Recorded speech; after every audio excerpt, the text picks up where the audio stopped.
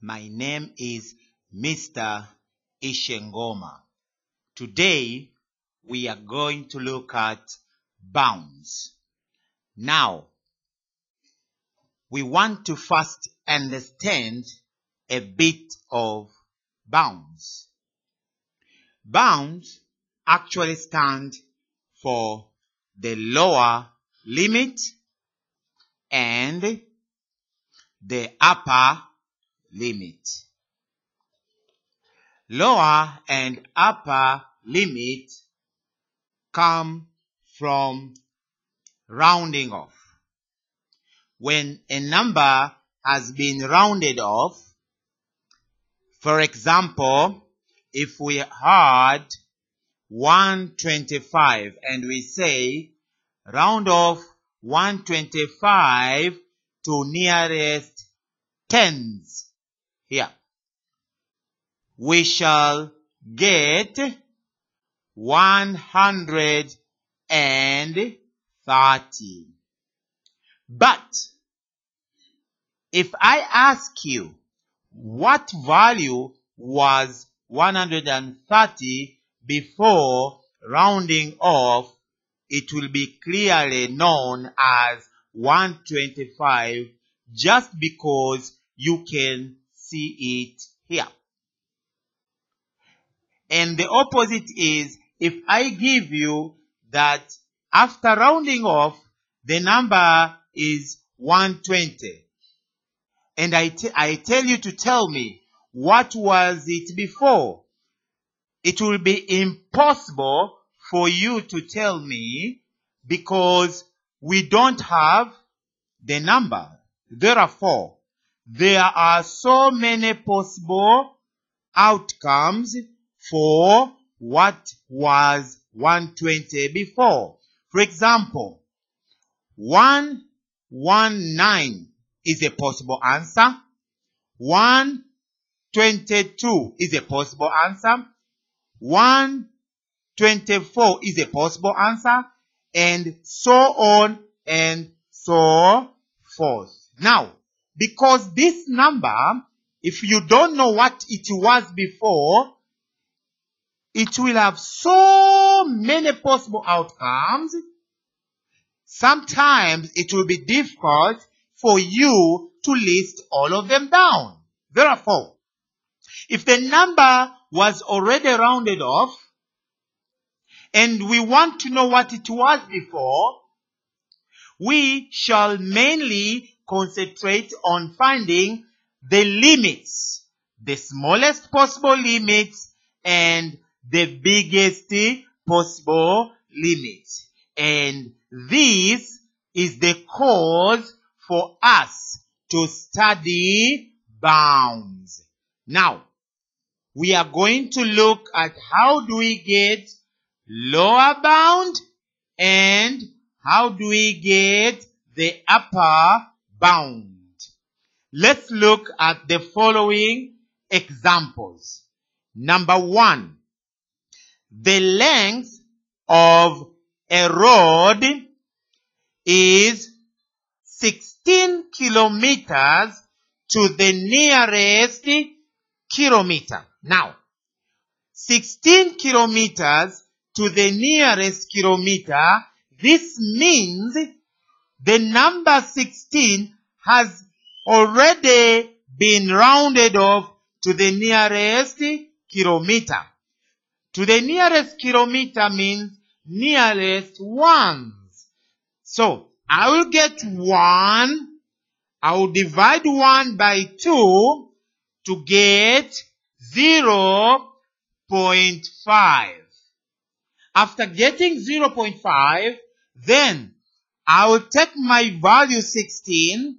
I will add 0.5 and it will give me my upper bound. On the same way, I will get the 16 and I will subtract 0.5 to give me 15.5. Hence, 15.5 will be my lower bound, and 16.5 will be my upper bound. Remember, the lower bound, if you round it off, definitely it will become 16. This means it is a smaller value to our original length, but when I round it off, it will be equal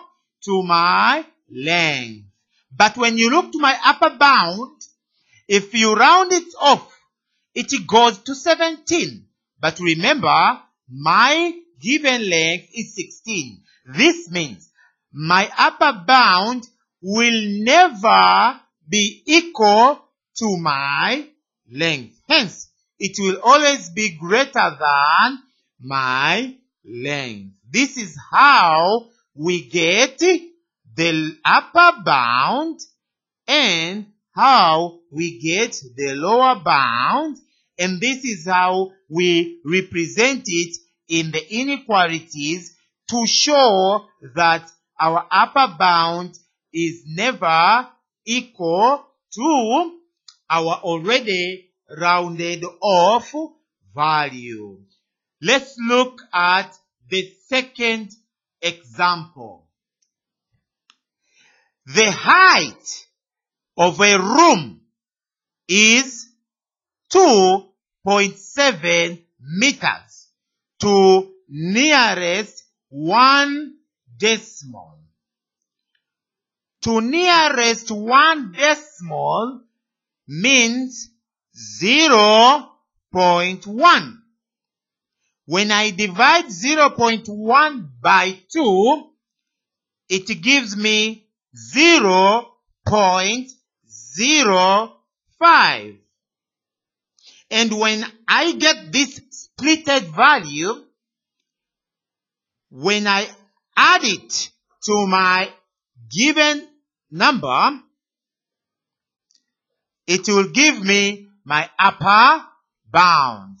And when I subtract it to my given value, it will give me my lower bound. Hence, my lower bound will be 2.65, which is smaller than our height, but when it is rounded off, it will be equal to our given height.